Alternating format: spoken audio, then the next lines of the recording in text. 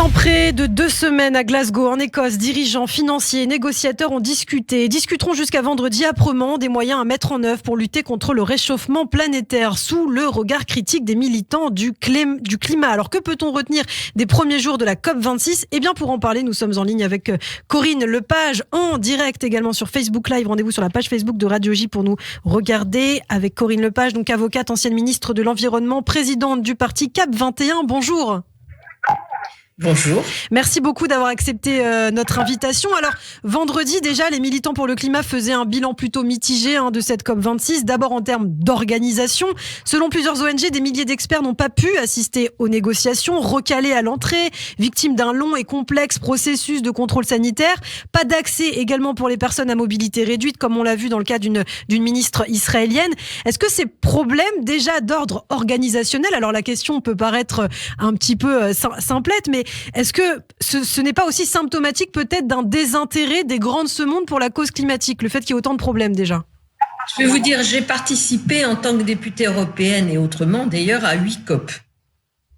La plupart d'entre elles, il y a eu des... C'est-à-dire la plupart d'entre elles, les ONG et les experts étaient pas maltraités en un seul mot, mais maltraités en 2 mots.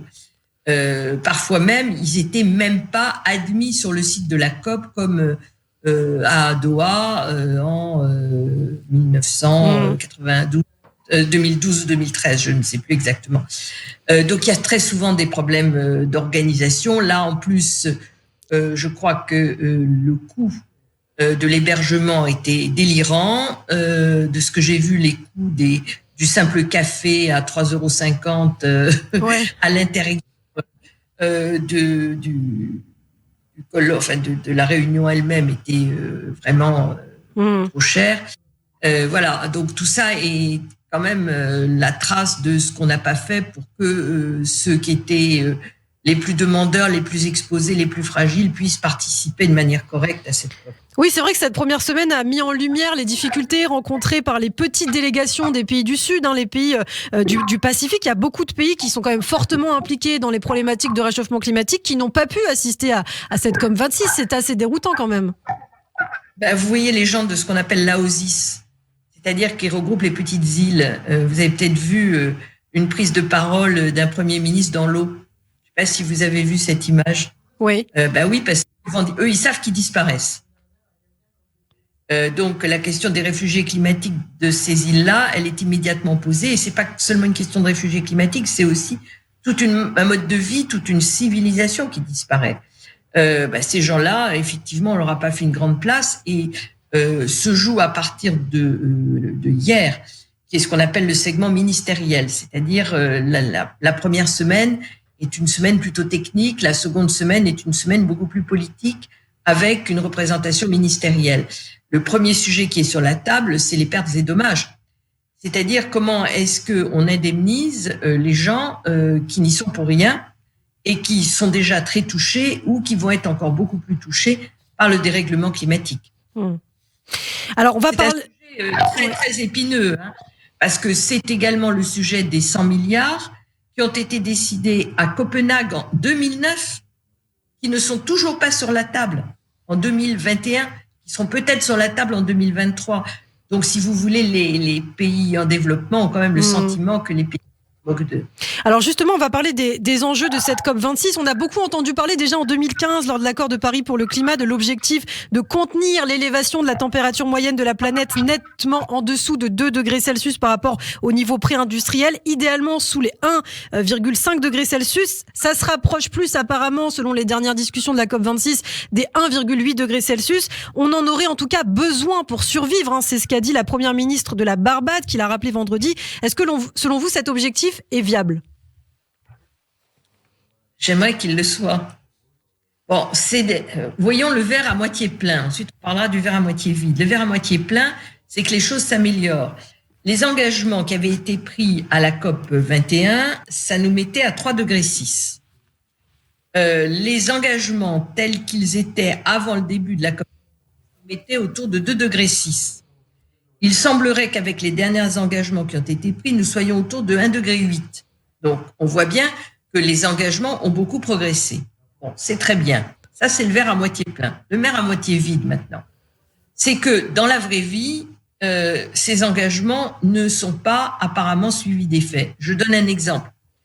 Beaucoup d'engagements sont pris pour après 2030. On arrête le charbon après 2030 ou 2035. On arrête de déforester après 2030. Ça veut dire que jusqu'en 2030, on continue. Ce qui veut dire qu'alors qu'il faudrait baisser de 45% nos émissions de gaz à effet de serre d'ici 2030, on va les augmenter de 15%. Ça, c'est la vraie vie. Donc, il y a un vrai sujet. Et par ailleurs, les outils de contrôle, je ne parle même pas des sanctions, il n'y en a pas. Il y en a pas puisque les accords de Paris ne sont pas contraignants, donc il n'y a pas de sanctions. Mais même les contrôles, c'est-à-dire la surveillance de ce qui est réellement émis, est tout à fait sujet à discussion.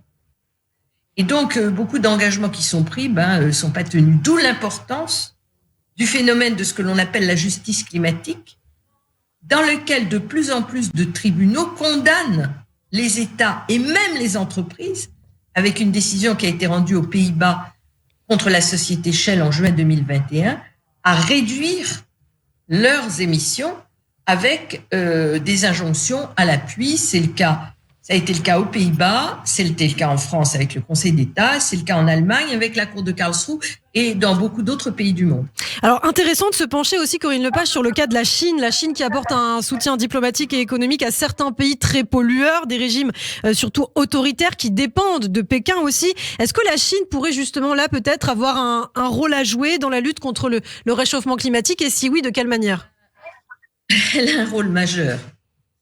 C'est comme toujours avec la Chine, c'est ambigu. La Chine, aujourd'hui, c'est le premier producteur du monde de panneaux photovoltaïques. Oui. C'est un pays qui, en même temps, si j'ose dire, ouvre des centrales à charbon et en même temps densifie de manière considérable son réseau d'énergie renouvelable. C'est un pays, effectivement, qui pratique la diplomatie économique et qui donc est très active pour vendre des panneaux solaires aux pays du Nord, pour vendre du charbon aux pays du Sud, pour acheter les ports dans les pays européens pour bloquer les routes de la soie. Tout ça fait partie d'une stratégie globale. Donc, évidemment, si la Chine décide, comme elle l'a annoncé, de ne plus financer de centrales à charbon à l'extérieur de son pays, ce serait plutôt une bonne nouvelle. Bon, est-ce qu'elle sera suivie des faits ? Ça, on ne sait pas. Alors, il y a aussi de nombreuses critiques lors de cette COP26 sur la présence hypocrite, je cite, de certains pays plus gros émetteurs de gaz à effet de serre, le Brésil, le Congo, l'Indonésie. Le Brésil, par exemple, qui s'était engagé à éradiquer la déforestation illégale sur son sol en 2015 et qui ne l'a toujours pas fait. Aujourd'hui, clairement, est-ce qu'on peut espérer quelque chose de ces pays, quelque chose de vrai, de positif ? Des pays peut-être, de leurs dirigeants actuels, non. Oui. Je crois qu'il faut distinguer les deux. Vous voyez ce qui s'est passé avec les États-Unis. Les États-Unis et Trump et les États-Unis Biden, c'est pas la même chose. Le Bolsonaro a été une catastrophe, pas seulement pour le climat, mais notamment pour le climat. Et les chiffres annoncés par le Brésil sont faux. Le Brésil fait partie des 9 pays dont les engagements ont été revus à la baisse, et pas à la hausse. Et par-dessus marché, ils sont faux parce que le Brésil présente toujours l'Amazonie comme un puits de carbone. Or, malheureusement, l'Amazonie n'est plus aujourd'hui un puits de carbone. L'Amazonie rejette du CO2. Tellement on a... Alors, selon le Daily Mail, puisqu'on revient aux questions d'organisation, 400 jets privés ont atterri à Glasgow pour la COP26, à bord des dirigeants, des personnalités, des milliardaires comme Jeff Bezos, le fondateur d'Amazon, qui est quand même très pollueur également. Ce n'est plus une conférence sur le climat, c'est un festival de greenwashing des plus riches, une célébration du business as usual. C'est ce qu'a dit Greta Thunberg, la militante suédoise écologiste. Qu'est-ce que vous pensez de ces déclarations ? Est-ce que vous les partagez ? Greta Thunberg, moi j'ai beaucoup d'admiration pour cette très jeune femme. Ça peut choquer certains que je dise ça, je sais, parce qu'elle énerve beaucoup de gens, mais je pense qu'elle énerve beaucoup de gens parce qu'elle dit des choses qui sont assez profondes et qu'elle représente un courant de la jeunesse qui est extrêmement inquiet pour son avenir et je les comprends complètement. Bon, c'est un peu excessif, mais c'est pas faux. C'est excessif parce que sans la transformation de la finance, sans les nouvelles technologies, sans la reconversion de l'économie, on n'y arrivera pas. C'est une évidence. Mais d'un autre côté, c'est vrai que c'est insupportable, plus que paradoxal, de voir les milliers de tonnes de CO2 qui sont déversées pour venir assister à une conférence qui est destinée précisément à les réduire. C'est aberrant, évidemment. Alors, une dernière question, Corinne Lepage. Je voulais aussi revenir, parce qu'on parle beaucoup de réchauffement climatique finalement, mais on oublie aussi l'humain dans tout ça, le droit humain. C'est vrai que finalement, la question est peu abordée aussi dans les médias par rapport à cette COP26. On parle de la déforestation, du méthane, des énergies carbone, mais les droits humains et par extension les enjeux sociaux semblent être l'angle mort des politiques climatiques et environnementales. Qu'est-ce que vous en pensez ? Que peuvent faire les nations justement pour faire face à ce problème ? Il faut bien comprendre que ce qu'on appelle transition écologique est en fait une transformation de la société. C'est pas une transition parce qu'on ne sait pas où on va. Premièrement, la transition implique d'aller d'un point à un autre. Et deuxièmement, c'est pas quelque chose de doux. Ça va être quelque chose de violent et de brutal. Et deuxièmement, ce n'est pas que l'écologie qui est concernée, évidemment. C'est toute la société qui est concernée, l'économique, le social, la gouvernance, tout. Par voie de conséquence, si on ne pense pas le problème globalement, dans les rapports Nord-Sud, dans une plus grande égalité, dans une prise en charge par les pays riches des difficultés des pays pauvres, dans l'accompagnement au sein de nos sociétés pour rendre tout ça acceptable et souhaitable, ça ne marchera pas.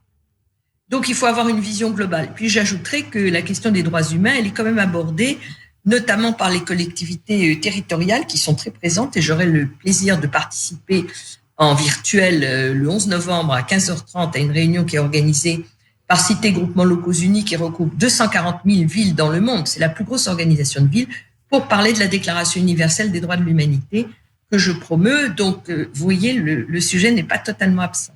Merci beaucoup, Corinne Lepage, d'avoir répondu à nos questions. Je le rappelle, vous êtes avocate, ancienne ministre de l'Environnement, et je suis sûre qu'on aura l'occasion de se reparler très bientôt sur Radio J. Merci, à bientôt.